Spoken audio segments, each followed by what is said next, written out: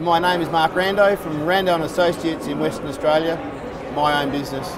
All right, can you tell us a little bit about your business, Mark? We're in a rural area, about 2 hours south of Perth, population of around 60,000,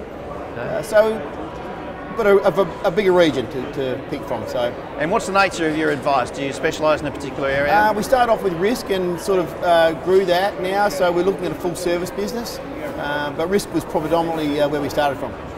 Okay, and what brought you into the risk advice sector or the life insurance industry in the first place? I was coached out of my profession as a school teacher in 2000 or maybe 1999 by a good mate of mine who was an ex-school teacher. I've got to be honest, I really liked the way that he dealt with me as a client, and I was impressed by that. I sort of felt that my teaching skills would help me, and that I could get that light bulb moment in another industry. Okay, and you've just sort of, like a lot of, I guess, advisors, particularly in the risk sector and the life insurance industry, you've kind of had a career prior to that, and you've kind of found your way into the industry. Yes, well, as I said, Pete, school teaching was me for many years. A bit of rock and roll in there too, many years ago, but that was university days. All right, so, we'll get to that in a minute, Mark. All right. What sort of teacher were you? What kind of teacher were you? I qualified in secondary and then transitioned to primary. I really enjoyed teaching. It was probably the compliance around it, Pete, that was bringing me unstuck, which is ironic. Would I have liked you as a teacher to me? I would hope so, Pete. You know, I was pretty kind. I did my job, and I was best interest duty for me right back then. All right, fair enough. And what did you look like then? Did you have more hair back then? A lot of hair. Yeah, no, I was going all right. You know, to quote PJ Byrne, I was probably sexy. So. Right. Okay. I'm sure our viewers will make up their own mind about that, Mark. All right. Rock and roll. Tell me about it. Oh, I just started music from a young child and was able to play the Perth pub scene and play with some pretty good bands. And what instrument? Lead guitar.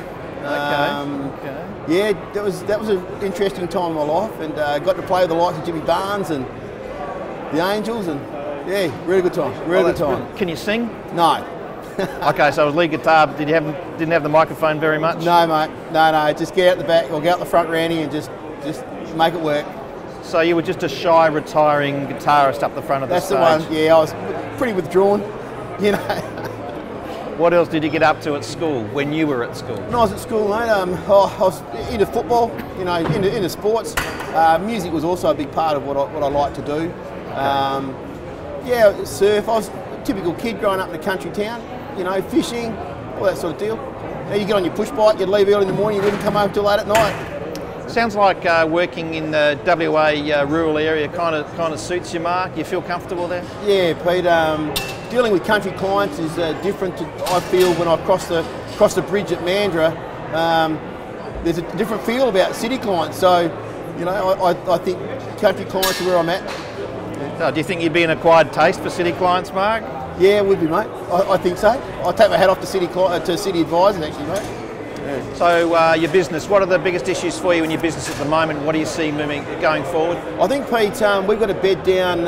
It's been a great conference in the light that I've seen some presentations that are going to help us go forward here.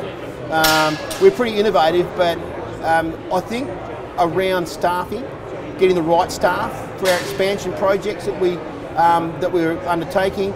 I'm not worried about the legislative piece. I think that we dealt with that 5 years ago, and we're on that continual journey. But that is something that we do have to revisit on a regular basis, and we do that every 90 days. We review our plans there. But for me, I think it's bedding down the right people in the business with the right structure over the next, say, 1 to 5 years. Okay. You've got a reasonably mature business. Are you looking for big changes from here on in, or more nuanced changes to what you do and how you deliver value? Pete, we're looking at some big changes. We haven't sat still on this. We've gone from me being the one and only advisor to now having 3 in the business. We're looking at specialising, so bringing teams into play, and having divisions.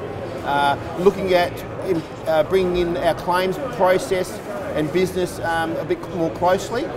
So we're looking at a different structure going forward for the next 5 to 10 years. Okay, it sounds pretty exciting. But coming back to you, when you're not at work, what are you looking forward to doing from here on in? Well, mate, as you know, I'm a Harley advocate. Okay.